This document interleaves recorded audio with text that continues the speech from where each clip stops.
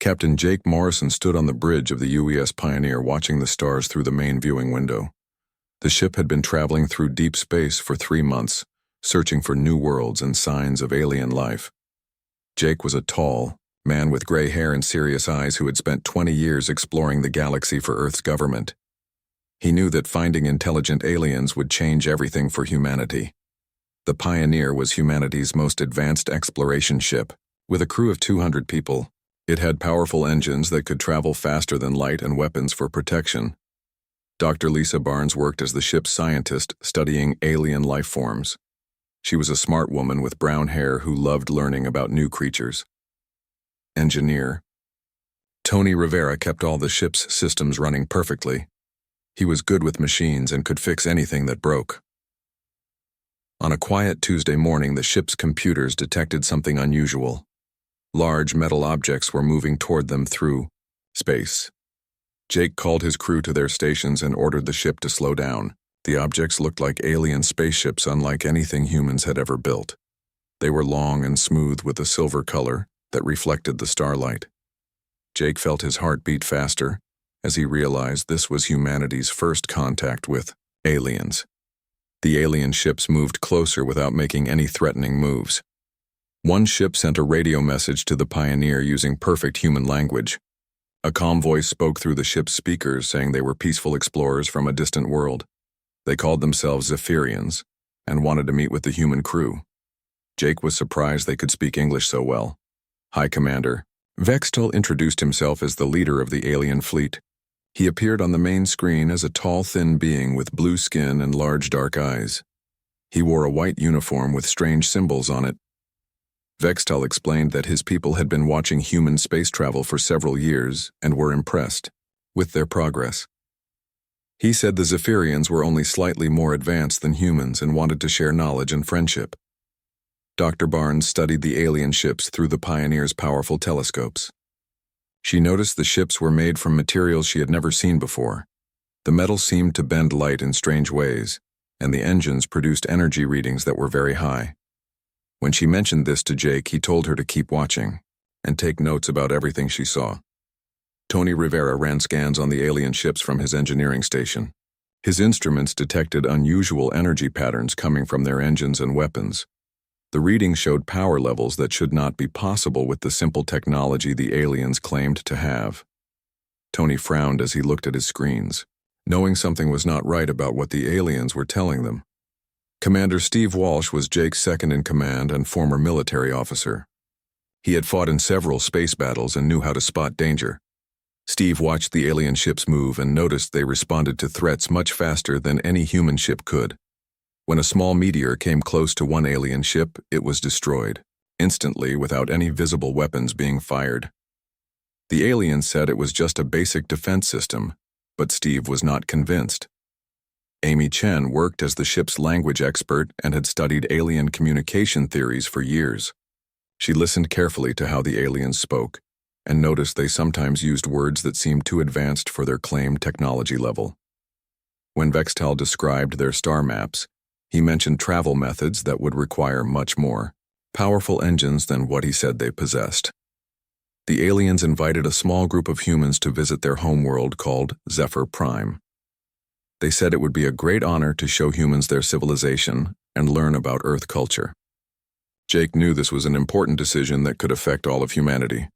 After talking with his senior officers, he decided to accept the invitation, but remained cautious about alien intentions. Dr. Barnes volunteered to go on the mission along with Commander Walsh and Amy Chen. Jake thought their different skills would help them learn as much as possible about the aliens. Before the team left, Tony Rivera secretly placed small monitoring devices on their shuttle. These devices would record energy readings and send data back to the Pioneer without the aliens knowing about them. The human delegation boarded a sleek alien transport ship that was much more comfortable than human spacecraft. The aliens were very polite and answered questions about their society and technology. They showed the humans their food and entertainment systems, which seemed simple but worked perfectly. Vextal explained that Zephyrians valued peace and cooperation above all things. During the journey to Zephyr Prime, the alien escort ship encountered a large field of dangerous asteroids blocking their path. Without any warning or visible effort, the entire asteroid field simply disappeared in a flash of bright light. When Dr. Barnes asked how they did this, Vextel casually explained it was just a minor defensive system that cleared space debris. The aliens acted like destroying thousands of massive rocks was no more difficult than sweeping dust from a table. Steve Walsh felt his military training kick in as he realized what he had just witnessed. The power needed to completely destroy. An asteroid field would require weapons that could level entire cities. No human technology could do anything close to what he just saw, yet the aliens treated it like a simple daily task. He began to understand that the Zephyrians were hiding their true capabilities from the human visitors. Amy Chen noticed that some of the alien crew members whispered to each other in their own language when they thought humans were not listening. She picked up words that seemed to refer to humans as subjects or specimens rather than friends and equals. The tone of their private conversations was very different from the friendly manner they showed when speaking directly to the human delegation. As the transport ship approached Zephyr Prime, the humans could see a massive space station orbiting the planet. The station was larger than any human city and seemed to be made from the same strange metal as the ships. Energy readings from the station were so high that Tony's hidden monitoring devices could barely measure them. Dr. Barnes realized they were about to visit a civilization far more advanced than anything the aliens had admitted to possessing. The transport ship landed at a spaceport that stretched beyond the horizon on Zephyr Prime. Dr. Barnes looked through the window and saw hundreds of different alien ships coming and going from landing platforms that floated in the air without any visible support. The buildings were made from the same strange metal as the ships and seemed to grow from the ground like living trees. Everything was much larger than human cities, with towers reaching high into the clouds. High Commander. Vextel led the human delegation through wide corridors filled with aliens from many different worlds. Dr. Barnes saw creatures with fur and scales and others that looked like walking plants. All of them wore simple clothing and moved with their heads down, as if they were afraid to look around. She noticed that only the Zephyrians wore the white uniforms with symbols while other aliens wore plain gray clothes. Commander Walsh used his military training to study the layout of the alien city as they walked. He counted guard positions and noted how the different alien species were separated into different areas. The Zephyrians walked freely everywhere, but other species seemed to need permission to enter certain zones. Steve realized this looked more like a prison system than the peaceful society Vextel had described. Amy Chen listened carefully to conversations around them and heard many different alien languages. Her translation device picked up words like master and servant being used frequently. When she asked Vextel about the social structure, he explained that different species had different roles based on their natural abilities. He said some were better at physical work, while others were good at technical tasks. The aliens took them to a great hall where thousands of beings gathered to see the human visitors. Vextel gave a speech about friendship between species and how the Zephyrians helped guide younger civilizations toward peace and prosperity. The crowd cheered, but Amy noticed that only the Zephyrians seemed genuinely happy, while other aliens clapped because they were expected to do so. Dr. Barnes was allowed to visit what the aliens called their research centers. She saw laboratories, with equipment that used principles of science she did not understand.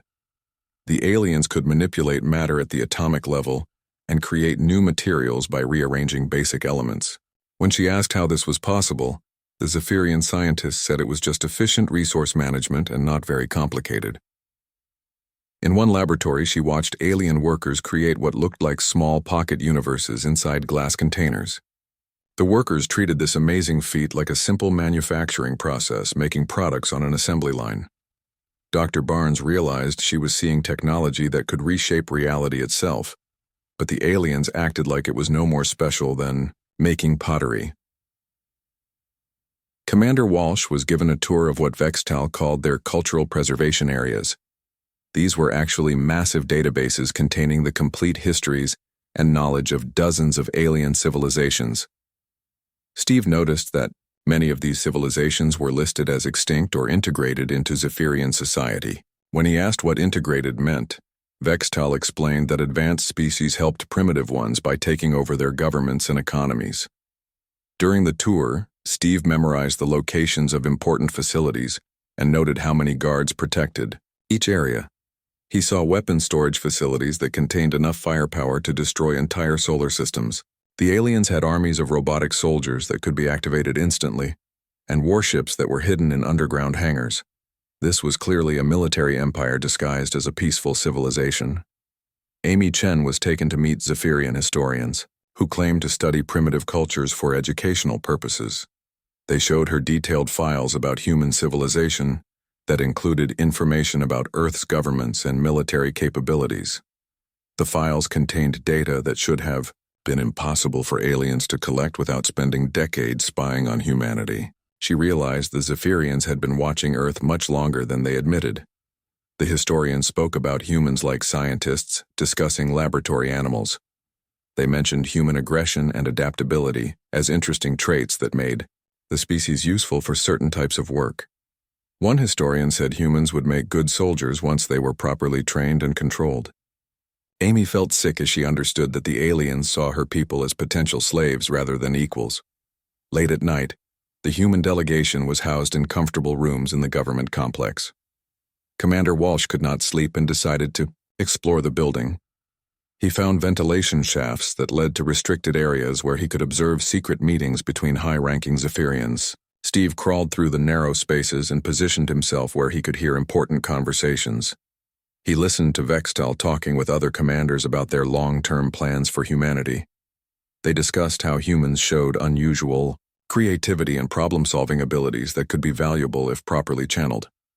The aliens planned to slowly introduce human colonies to Zephyrian technology while keeping them dependent on alien guidance and supplies. Humans would never be allowed to develop their own advanced weapons or space travel capabilities.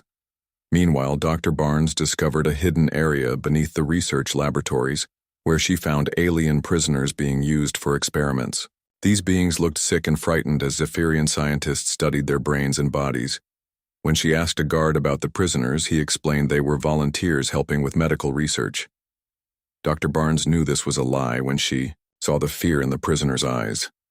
In the deepest levels of the facility, she found members of a species called the Kreen, who had once ruled their own star system.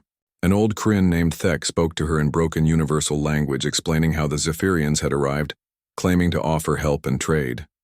Within 50 years, the Kryn had lost all their advanced technology and became workers in their own cities. Thek warned Dr. Barnes that humans would suffer the same fate if they trusted the false friendship being offered. Amy Chen used her language skills to communicate with other alien species living in the lower levels of the city.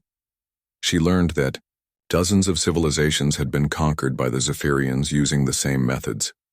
The aliens would make contact claiming friendship and offering small gifts of technology. Once the target species became dependent on Zephyrian help, they would find themselves slowly losing control of their own governments and military forces. A former scientist from a world called Nexus Prime explained how the Zephyrians had taken over by claiming they wanted to help solve resource shortages. Within 20 years, Nexus Prime was completely under alien control, and its people worked in factories making products for the Zephyrian Empire. The scientist said resistance was impossible because the Zephyrians controlled all advanced technology and could shut down entire planets if anyone tried to rebel. The human delegation met secretly in Dr. Barnes's room to share what they had learned. Steve reported on the military capabilities he had observed and the conversations he had overheard about plans for humanity.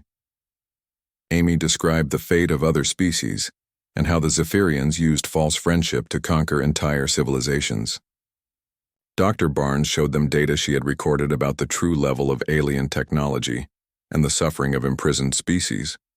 They realized that humanity was walking into a trap that had caught dozens of other intelligent species. The Zephyrians had been planning humanity's conquest for years, and their current visit was just the beginning of a carefully designed takeover. The three humans knew they had to warn Earth, but they were trapped on an alien world surrounded by enemies who viewed them as future subjects rather than guests. Back on Earth, Tony Rivera worked day and night studying the data from his hidden monitoring devices. The information streaming back from Zephyr Prime showed energy patterns and quantum signatures that human science had only theorized about. Tony spread the technical readings across multiple computer screens in his laboratory and called in Dr. Helen Foster, who was Earth's top expert on quantum physics and dimensional mechanics. Dr. Foster looked at the alien energy patterns with growing excitement and concern. The readings showed the Zephyrians were manipulating fundamental forces of the universe in ways that should require planet-sized machines and unlimited power sources. Yet they did this work with devices no larger than human computers. Helen realized that either the aliens had discovered entirely new laws of physics, or they had found ways to access energy from other dimensions. Working together, Tony and Helen began building experimental devices based on the quantum signatures they detected from alien technology. Their first attempts failed completely, and sometimes caused small explosions in the laboratory. But each failure taught them something new about how the alien systems operated. After weeks of dangerous experiments, they created a small device that could detect the same quantum fields the Zephyrians used. The breakthrough came when Helen discovered that human brainwaves had a unique resonance frequency that matched certain alien quantum patterns. She tested this theory by connecting volunteers to brain scanning equipment while they were near the experimental quantum field generator. The results showed that human minds could naturally interface with Zephyrian technology in ways that other species probably could not. Tony built a prototype helmet that amplified human brain patterns and connected them to quantum field manipulation systems. When he put on the helmet and concentrated, he found he could access alien computer networks across space. The first successful connection gave him access to a Zephyrian data storage facility, where he downloaded star charts showing the true size of their empire. The maps revealed that the aliens controlled over 300 star systems, with billions of enslaved beings. Dr. Foster refined the brain interface technology and discovered that humans could not only access alien systems, but also improve them. Human creativity and intuition seemed to enhance Zephyrian technology in unexpected ways. She found that the rigid alien programming could be made more flexible and powerful when guided by human thought patterns. This gave her an idea that could change the balance of power between species. Meanwhile, Captain Morrison received disturbing reports from the delegation on Zephyr Prime. The hidden messages sent through alien communication networks described a vast empire built on slavery and deception. Jake realized that humanity was facing a threat that could destroy their civilization and freedom. He contacted Earth's government leaders and military commanders to warn them about the true nature of their alien visitors. General Patricia Kane commanded Earth's Space Defense Forces and had spent her career preparing for possible alien invasion. When she learned about the Zephyrian Empire, she immediately ordered all military units to begin secret preparations for war. Patricia knew that humanity's survival depended on gaining technological advantages before the aliens realized humans had discovered their true intentions. On Zephyr Prime, the human delegation found their movements becoming more restricted each day. High Commander Vextel explained this was for their safety, but Commander Walsh recognized prison tactics when he saw them. The aliens were clearly preparing to prevent the humans from leaving with information about Zephyrian technology and military capabilities. Dr. Barnes continued her secret meetings with imprisoned aliens in the lower levels of the city. She learned that several species had attempted rebellions against Zephyrian rule, but all had failed because they lacked access to advanced weapons and communication systems. The aliens controlled all high technology and could shut down rebellious worlds by cutting off their power and transportation systems. Amy Chen discovered that some alien species had retained hidden knowledge about their former civilizations and technologies. The Kryn Elder Tech showed her ancient texts describing quantum manipulation techniques that his people had developed before the Zephyrians arrived. These techniques were different from alien methods and might work better with human brain patterns than with other species. Back on Earth, Tony and Helen shared their discoveries with teams of scientists and engineers working at secret facilities around the world. The quantum brain interface technology was duplicated and improved by researchers in underground laboratories.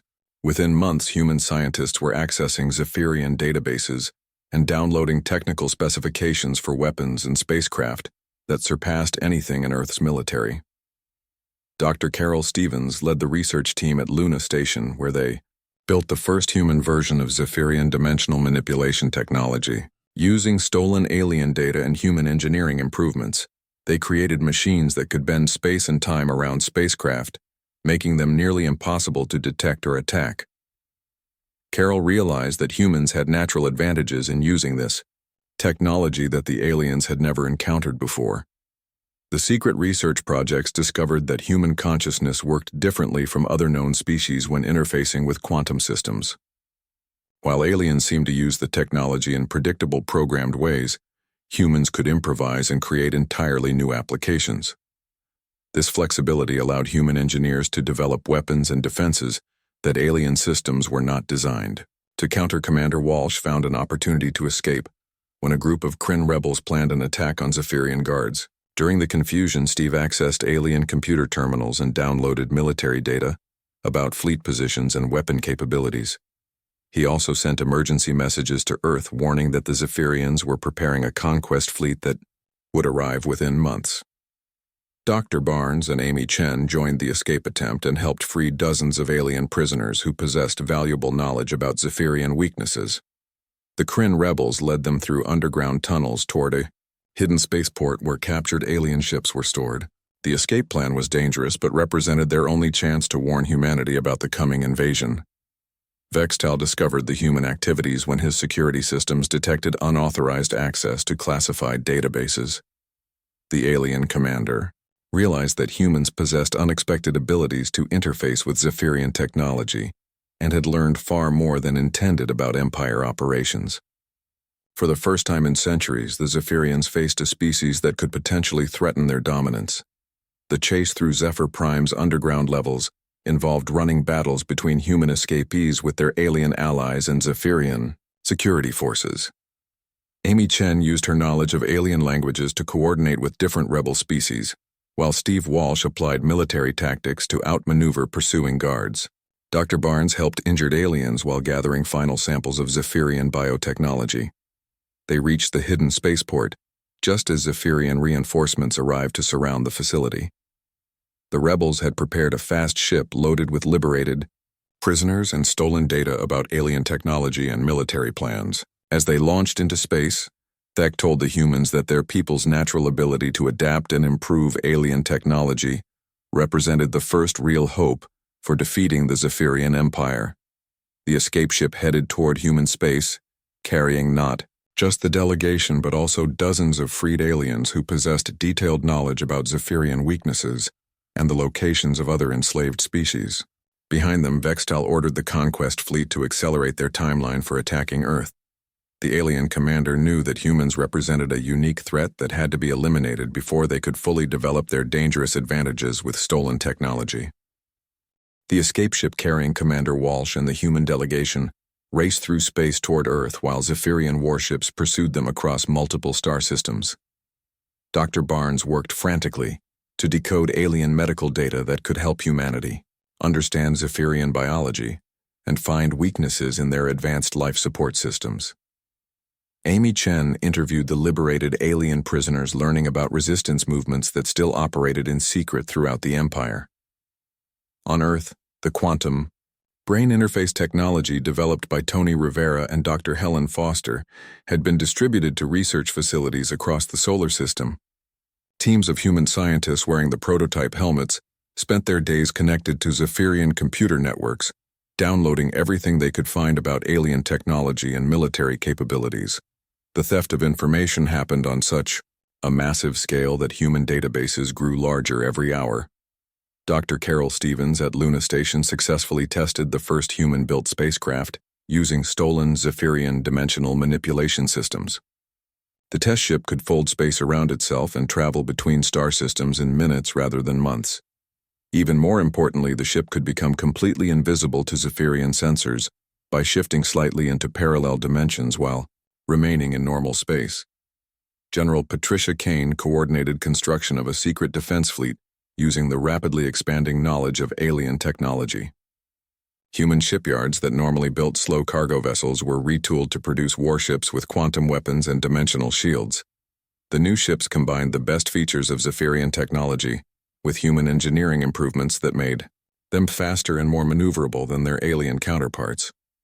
The breakthrough in weapons technology came when human physicists discovered they could reverse the polarity of Zephyrian energy systems.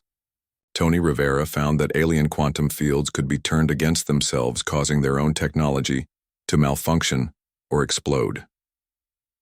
This discovery led to the development of disruption weapons that could disable entire Zephyrian fleets by sending feedback pulses through their power networks.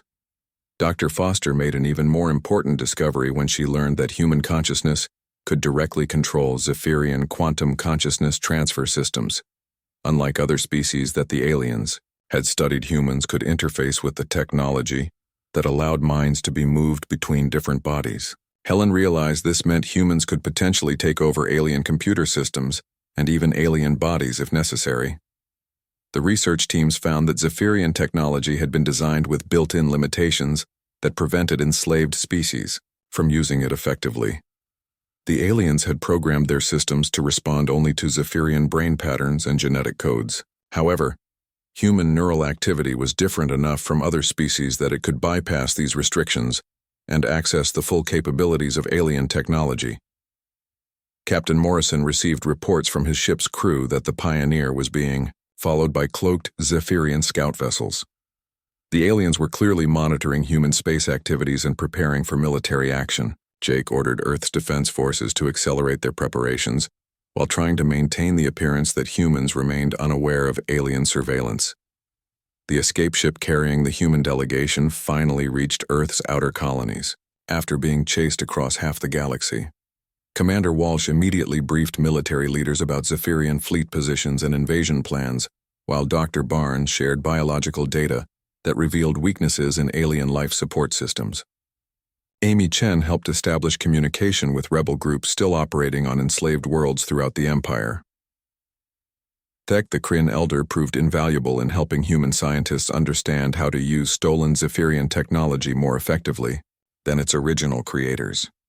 His people had developed quantum manipulation techniques that were simpler and more efficient than alien methods. When combined with human creativity and adaptability, these techniques produced weapons and defenses that surpassed anything in the Zephyrian arsenal. The liberated alien prisoners were settled in secure facilities where they could share their knowledge without fear of Zephyrian retaliation. Representatives from dozens of enslaved species provided detailed information about alien military weaknesses and the locations of important facilities throughout the Empire. This intelligence network gave humans strategic advantages that no previous rebellion had possessed. Human engineers working with alien refugees developed new applications for quantum technology that the Zephyrians had never imagined. They created communication systems that could instantly connect rebel groups across the galaxy, and transportation networks that could move people and supplies without being detected. Most importantly, they learned to manufacture their own versions of alien technology without depending on Zephyrian factories and supply lines. Dr. Stevens led a team that successfully hacked into the Zephyrian Collective Consciousness Network, which connected all alien leaders and military commanders. Using modified human brain interface technology, they could monitor alien communications and even plant false information in their command systems. This capability gave Earth's defenders the ability to predict and counter alien military actions before they happened. The secret construction projects had produced a fleet of human warships that looked like normal Earth vessels, but contained the most advanced technology in the galaxy. The ships were hidden in asteroid bases and behind planetary shields where Zephyrian scouts could not detect them. General Kane positioned these forces throughout the solar system, ready to surprise any invasion fleet that arrived, expecting to find helpless primitive humans. Tony Rivera perfected the disruption weapons that could turn alien technology against itself by sending quantum feedback through their power networks. Tests showed that a single human ship could disable dozens of Zephyrian vessels by overloading their dimensional manipulation systems. The weapons were most effective against the largest alien ships, which had more complex quantum systems that could be disrupted. Meanwhile, High Commander Vextel received disturbing reports from across the Zephyrian Empire about increasing rebel activity and system failures in alien technology. Computer networks were being accessed by unknown sources, and military communications were being intercepted. Equipment that had worked perfectly for centuries was suddenly malfunctioning and sometimes turning against its operators. Vextal ordered the invasion fleet to depart immediately for Earth before the humans could develop more dangerous capabilities. The alien commander assembled the largest military force in Zephyrian history, with thousands of warships carrying enough firepower to destroy entire solar systems. He expected the attack on Earth to be completed within days, leaving humanity either destroyed or completely enslaved. The Zephyrian fleet began its journey toward human space, while Earth's defenders made final preparations for the battle that would determine the fate of both civilizations. Human scientists continued downloading alien data and improving their stolen technology, even as enemy warships approached. The quantum brain interface systems allowed them to monitor Zephyrian fleet movements and battle plans, giving them crucial intelligence about alien tactics and objectives. Dr. Foster discovered that she could use the consciousness transfer technology to project human minds directly into Zephyrian computer systems across vast distances. This ability meant that human operators could take control of alien ships and stations during battle, potentially turning the entire invasion fleet against itself. The technique was dangerous and could kill the human operator, but it offered the possibility of victory against impossible odds. As the Zephyrian invasion fleet entered the outer edges of the solar system, human defenders prepared to demonstrate that stealing alien technology was only the beginning of their capabilities. The real surprise would be showing the Zephyrians that humans could improve their own technology beyond anything its creators had imagined possible. The Zephyrian invasion fleet dropped out of faster-than-light travel at the edge of Earth's solar system, expecting to find a primitive world defended by simple chemical rockets and nuclear weapons.